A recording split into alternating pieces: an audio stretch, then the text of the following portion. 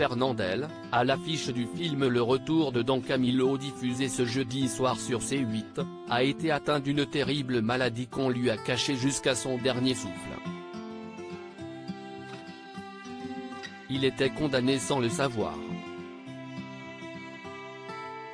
Une triste histoire, après celle de Bourvil. Don Camilo, curé du petit village italien de Brescello dans la Bassa Padana, est le héros de la saga du même nom. Un personnage qui a été incarné par l'immense Fernandel à partir des années 50. Ce jeudi 15 juin, C8 diffuse le deuxième volet intitulé Le Retour de Don Camilo. Il y en aura eu 5 en tout.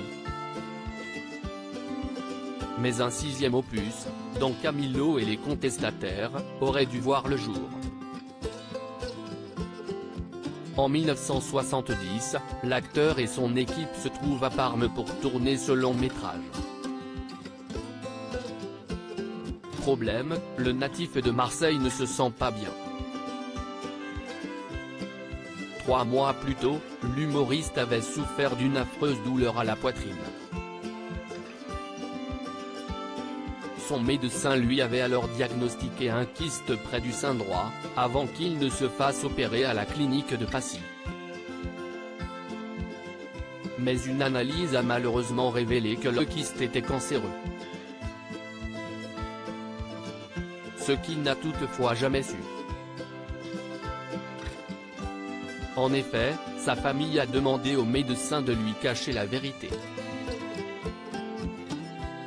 On lui a fait croire qu'il est atteint d'une pleurésie, inflammation aiguë ou chronique des membranes qui entourent le poumon et la cavité thoracique, note de la rédaction, qu'il aurait attrapé sur le tournage. Fernandel pensait ainsi que les séances de rayons qu'il suivait étaient réalisées dans l'optique d'accélérer la cicatrisation de son opération. Quelques mois plus tard, alors qu'il se trouvait de nouveau sur le plateau du tournage, un événement inquiétant se produit sous les yeux de toute l'équipe. Mort dans le mensonge, l'acteur a été incapable de soulever la comédienne Graziella Granata, cette dernière ne pesant pourtant que 50 kilos. Conscient et inquiet de la situation, il prend rendez-vous avec un spécialiste des poumons. Lequel constate, affolé, qu'il devrait déjà être mort. L'acteur a en effet contracté une pleurésie sèche, et son poumon droit est rempli d'eau. Le voilà alors obligé de renoncer au tournage. Il est rapatrié le 2 août, dans sa villa provençale des Mille-Roses, auprès de sa femme et de ses enfants. Il est de retour à Paris à l'automne, dans son luxueux appartement du 16e arrondissement. Il accorde une interview à la télévision afin de rassurer le public. Hélas, sa maladie gagne du terrain. Ses membres inférieurs commencent à être paralysés.